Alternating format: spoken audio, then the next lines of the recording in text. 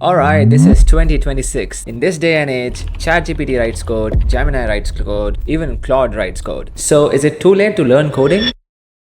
I mean, I get it, the anxiety is real. Headlines scream from every direction saying AI is replacing developers, and every forum post saying don't bother learning to code. So in this video, I'm gonna show you exactly what's happening with the software engineering market, absolutely cut through the hype, and answer whether it is worth learning to code in 2026 and beyond. But luckily for you guys, I am a fan of upfront conclusions and I respect your time as well. So if you are looking just for a straight answer, then yes, I would 100% recommend you learning to code right now, even more than ever. I think every aspiring software engineer should learn the fundamentals, and software engineering is not going away, by the way. I'm going to cover all of this in the video. And sure, you might think, yeah, you are yourself a software engineer, so you're going to protect your job. Fair enough. But throughout this video, I'm going to give you a lot of data-backed proof about what the state is and where things are headed, so you can peacefully log off and go learn to code. But if you want to stick around, I'm going to show you why this prediction keeps on failing, that software engineering is going to be dead in the next 6 months. This prediction that keeps on popping up every 6 months saying there will be no need to learn to code in the next 6 months. So to know what's really happening and more importantly what you need to learn, let's get started. Also, if you're new here, no, I'm not doing that. I am a software engineer. I won't give any more intro. Let's dive right in. So first, let me show you something that's driving me crazy. Software engineering has been dead every 6 months since 2023. I mean, this is a fantastic tweet on this topic. In the March of 2024, Anthropic CEO reveals that AI will write 90% of the code in the next 6 months and essentially all code within a year. In the same year, January, Mark Zuckerberg said that AI will be replacing mid-level engineers at Meta. I actually made a video on that topic, so you can go watch that. And later that year, in September of 2024, literally nothing happened. Like, seriously. A year later, Meta is still hiring engineers. Salesforce at some point said that they won't be hiring any engineers because AI output and efficiency is way too much, but they are also back to hiring. So this is a pattern. Every 6 months, somebody with a vested interest in AI hype declares that software engineering is dead, and every 6 months they are proven wrong. And you might think, sure, like they are wrong right now, but eventually they will be right? Because AI is getting better. While AI is getting better, let me show you what is actually happening to the job market. So according to the US Bureau of Labor Statistics, from 2023 to 2025, programming jobs are down 27%. Now this is a huge decrement, and this is a part that makes the headlines, which concludes into software is dead. But wait for it, there's a section which says software developer jobs are down by just 0.3%. And wait, they are not the same things, because you see, in the government data, programmers are people whose primary job is to translate requirements into code, to deal with syntax, to actually write the piece of code. Basically, all the stuff that AI is really good at. But a software engineer, they are design-oriented people. They are problem solvers. They focus on the architecture, the high-level decision-making. Well, the high-level decision-making and architecture is taken care by the mid-level and senior-level engineers, but juniors are, from the start, groomed for all of this, because as I mentioned, at the end of the day, you're just solving problems. It's not about the code. Like, code is just 10 to 15% of a software engineer's day-to-day work. So basically, AI did not kill software engineering. It just killed the mindless coding without knowing the higher requirements, and there is a huge difference. And there is more data to support this. Entry-level roles at the top 15 tech companies, they are down by 60%, but they are hiring more research analysts, more AI engineers, more machine learning and deep learning engineers. And what AI is replacing is the entry-level developers who in 2018 could just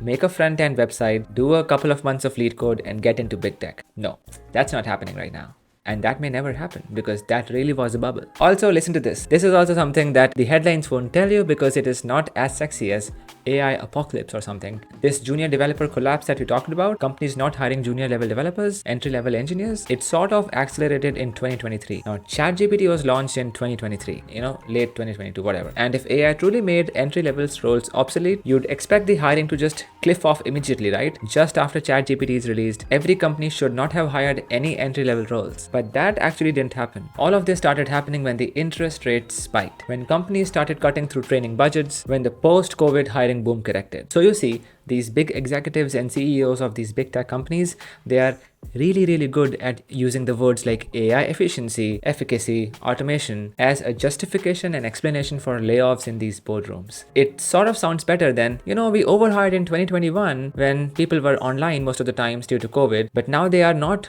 that much online, so we don't need you people, so bye-bye. And really, a side point is that almost 80% of the developers right now are using AI to augment their coding capabilities, but only 20% trust its output. Why? Because AI generated code has this habit of being only 70% of the times correct, and then the rest 30% of the times it sort of breaks in production, in authentication, in security. You know what I'm talking about if you're a software engineer and not just a vibe coder. And coming back to the point of these companies not hiring junior developers, something that worries me more is what these people are calling slow decay. So if there are 60% less junior developers being hired, there's gonna be a 60% more vacuum in leadership roles 3 years, 5 years, 7 years down the line, because junior engineers are gonna be the ones who will be mid-level engineers and senior engineers in times to come. You cut the pipeline, and in 5 to 7 years, these companies will be searching for experienced engineers who don't even exist. Companies are slowly understanding this, and by the time all of the world understands this, you need human beings in the loop. You need human judgment, domain expertise, architectural thinking, and problem-solving capabilities by 2030, 2035. All these companies will have nobody to be trained on it. Alright, so that's what's happening.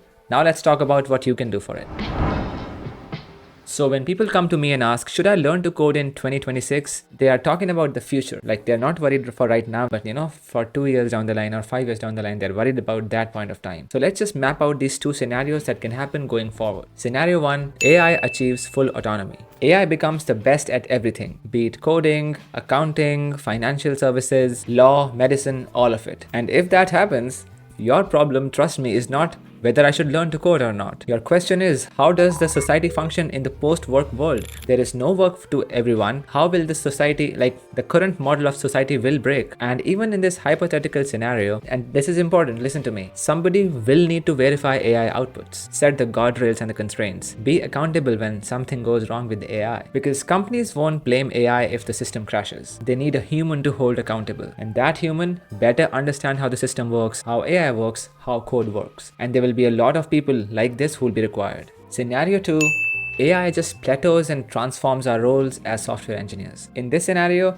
AI just keeps improving incrementally, like the calculator, the internet, the IDEs, the code completion and all that stuff. And in this case, the task changes, like the very act of coding might not be something that software engineers do, but the profession is not disappearing. Instead of writing code line by line, you are reviewing an AI code. You are reviewing an AI output. Instead of just debugging syntax problems, you are banging your head on the architectural framework or the positioning of how the product or the business stands. And instead of memorizing API documentation, which you can just feed into an AI, you are understanding business requirements and what you need as the final end product. Now, before moving forward, let me address a few concerns which you guys are already thinking, because I have seen those in the comments. Objection number 1, but AI will keep getting cheaper and better, right? Well, I mean, so did calculators, and so did the web, and so did the internet. But that means that we have way more mathematicians and web developers and statisticians than ever before. Tools that increase productivity don't eliminate jobs. They just increase the demand for skilled workers on how to use those tools while making new jobs that don't even exist right now, which is exactly why we can't predict the full future. Objection number 2,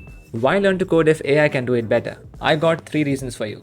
Number 1, well, somebody needs to know when AI is hallucinating, right? Number 2, architectural decisions require business context and human judgment.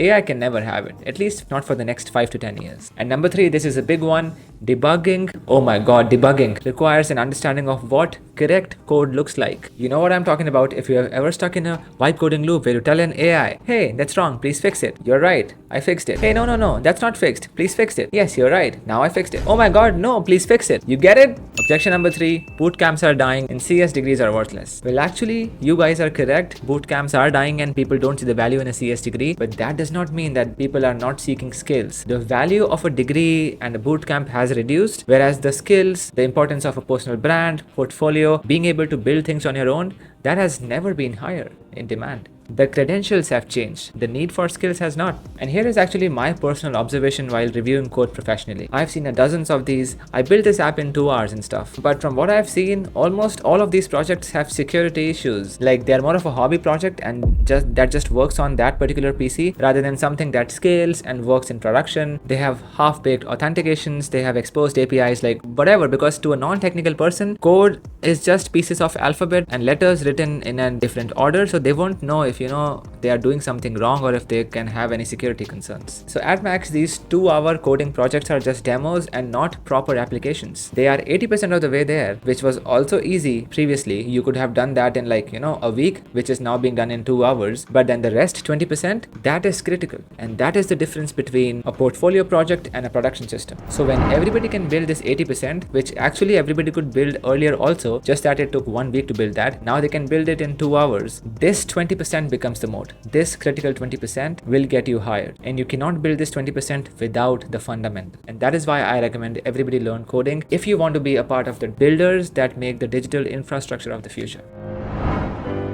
Okay, so what do you need to do now? I'm gonna break it into 3 tiers. Tier 1, the foundation. This always matters. Problem solving fundamentals, data structures, algorithms, how things actually work under the hood. Not just like npm install whatever, but actually understanding how authentication works, how web works, for example, how database handles transactions, another example, because all this is your moat against vibe coders. When AI generates code that breaks, they can't figure out what went wrong, but you can, and that is your superpower because you understand the fundamentals. Tier 2, the native AI layer. This is how you 10x yourself, become a 10x or a 100x engineer, knowing what good code looks like so that you can review the AI output. Prompt engineering, so that you can, prompt an AI to get that boilerplate code fast and get things running quicker. Debugging AI generated code, like this is legit a skill nowadays. I'm literally gonna hire somebody by the title of AI code debugger in the next few months. I swear on that. Well, not literally swear, but whatever. And finally, reviewing code as a primary skill, not a secondary skill, because in an age where AI writes more and more of your code, you have to have a good eye to catch what is wrong and be able to debug and review code faster. And tier 3, the human layer, communication. Explaining technical concepts to non-technical people, for example. Architectural thinking, making high-level decisions, even if you are not a mid-level or a senior engineer, learning to do that from an early age. Team coordination, running stand-ups, all these people skills as they call it. AI cannot do this, and these are all the skills that companies are increasingly paying for. So yes, I would say you should 100% learn to code, and especially very much in this age of AI. Just pick up any one programming language, JavaScript, Python, maybe C++, whatever it is for you, and just start building projects. Learn to code in 2026, not despite of AI, but because of it. Because when everybody else is just vibe coding their way to making buggy apps with security holes, you can actually be the one who can ship to production. Also, coming back to that point of leadership vacuum in 2030, 31, 32, when these companies realize that they have this leadership vacuum, you will be one of the scarce technical senior engineer they'll desperately be fighting for. The future isn't code or AI. It is code and AI. You might as well position yourself accordingly. This was helpful. Please hit like and subscribe. Comment down below what you feel about this piece. And if you are learning to code right now, list down your strategies and share with the other subscribers what you're doing. Till then, peace. I'll see you guys in the next one.